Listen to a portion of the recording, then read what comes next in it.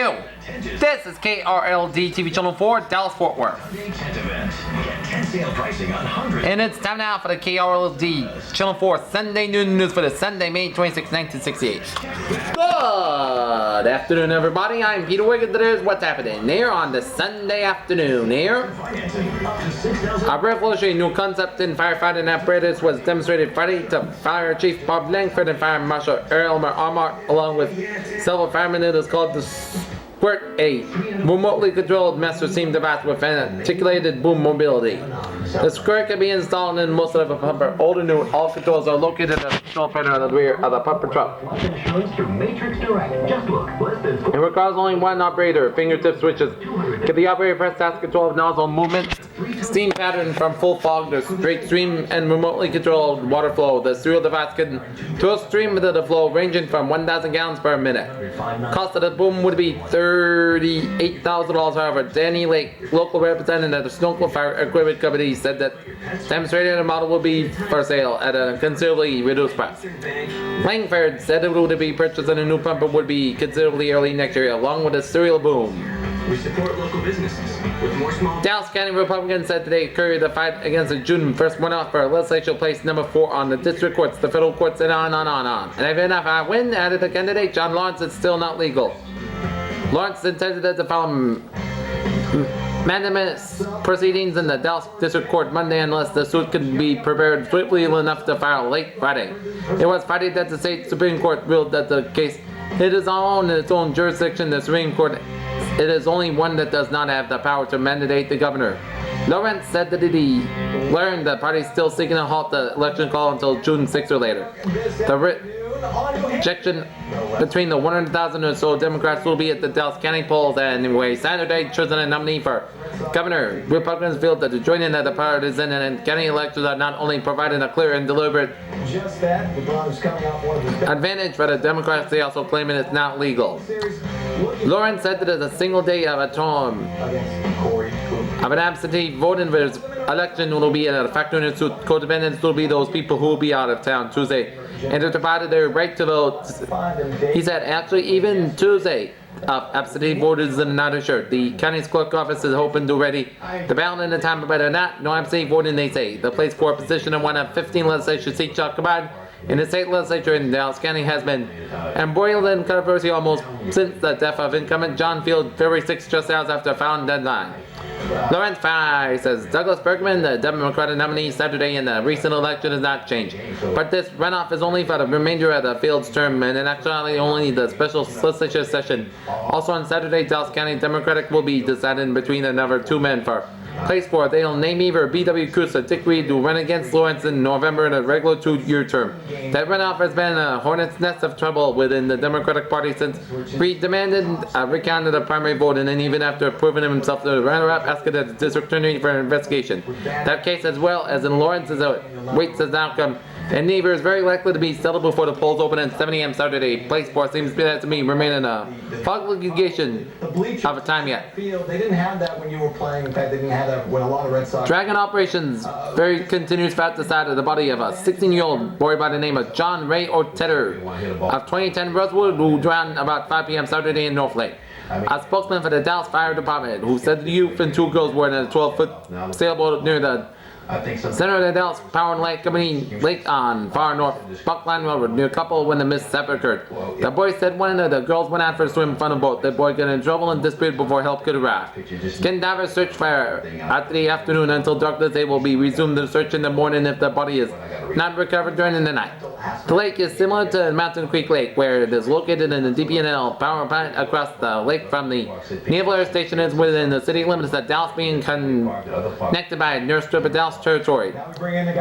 7 children aged 7 months to 11 years are in the Dallas County Juvenile Welfare Home section today after the apparently homeless youngsters were found wandering in the park on Hill Street by a concerned neighbor and policemen. A Grand Prairie officer investigated the situation after a nearby resident called to tell officers to have been found 2 children aged 1 and 2 playing in the street. They told them back to the park, attempt to locate a family and find a brother aged 4. The third citizen refused to go with a concerned citizen, so police were called. A more thorough search of the park turned up a 7-month-old girl, an 11-year-old boy, a 10-year-old girl, and a 6-year-old Their hair was matted with mud. They were wearing no shoes or shirts except for the oldest girl. The baby was filthy. Those children were dirty beyond imagination, the officer's report said.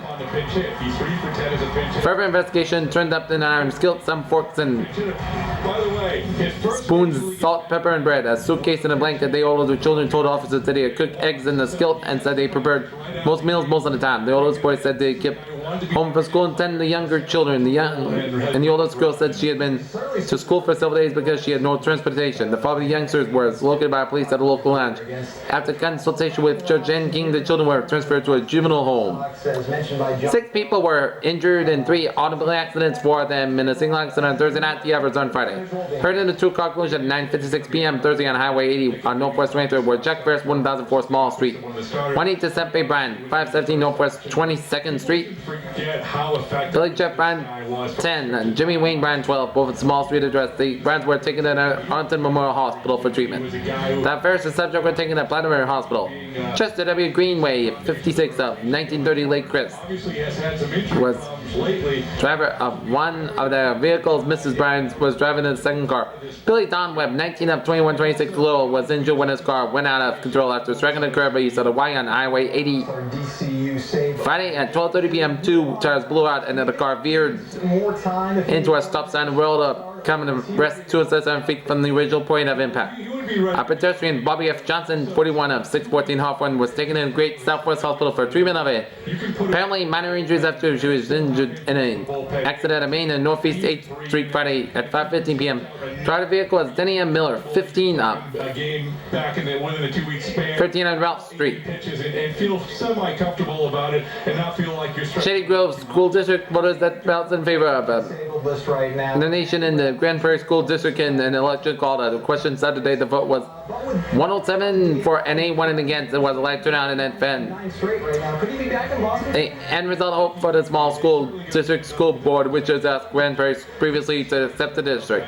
The county school board will likely canvass the vote in a special meeting next week in order to admonition that will be the last legal hurdle to clear. Grand Prairie School Board has authorized the annexation already. It is expected that the school will be continued to be operated in Shady Grove for first 6th grades. The junior high school pupils will go to bus by local junior high school, and the high school students will continue to attend Grand Prairie High School. That he would probably be the best option. Rob Bradford, always a man with some great insight. The Prairie Rick Willen, main ingredient for being successful wife of a politician, would seem to be backing up a husband all the way. At least that is conclusive to 2 wives of local political figures. The Cleveland Indians will take a view. Although the 2 women, Mrs. John Topsy Rat and Mrs. Bob Burton, are opposite sides of politically, they are in complete agreement to what a wife should be and could do what they do. Husband was engaged in politics. Mrs. Rada, Democratic, and Mrs. Burton, a Republican, both said that they had felt that a politician's wife could be best helper for her husband by letting him know that she is beyond them 100% and whatever she is undertaking,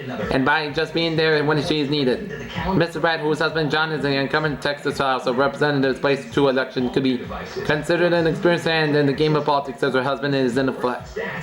In his second term in office, she said, "We must have met so many wonderful people for our campaign and join our service in Austin that I wouldn't trade my experiences for anything. We have so much in common. She has many similar interests that we are never lonely aboard one while husbands are busy in legislature sessions.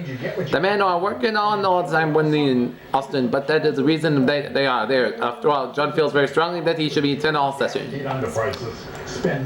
Okay, I know the weather. Clear the podcast, guys. The highlights for local weather outlook on Sunday. High Sunday, middle 80s. A south wind likely to blow 10 to 50 miles per hour. Becoming overly late Sunday. Right now, at Dallas Love Airfield, today it is 75 degrees with a dew point about 59 and humidity 57%. Barometer trying to be 87 inches.